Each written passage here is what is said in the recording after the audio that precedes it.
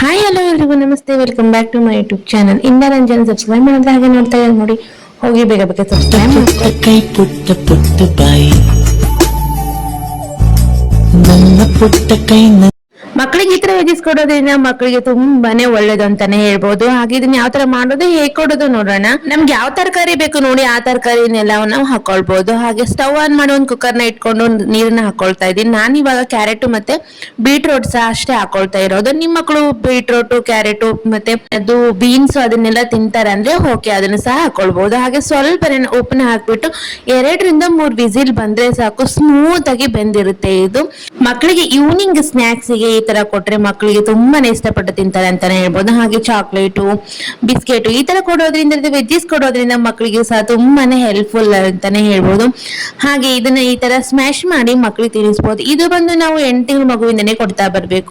ಮಕ್ಕಳು ಕೈಯಲ್ಲಿ ಹಿಡ್ಕೊಂಡು ಸಹ ತಿಂತಾರೆ. ಹಾಗೆ ಈ ತರ ವಿಡಿಯೋಸ್ಗಾಗಿ ನನ್ನ ಚಾನಲ್ ಸಬ್ಸ್ಕ್ರೈಬ್ ಮಾಡ್ಕೊಳ್ಳೋದನ್ನ ಮರಿಬೇಡಿ ಅಂತ ಹೇಳ್ತಾ ಥ್ಯಾಂಕ್ ಯು ಫಾರ್ ವಾಚಿಂಗ್.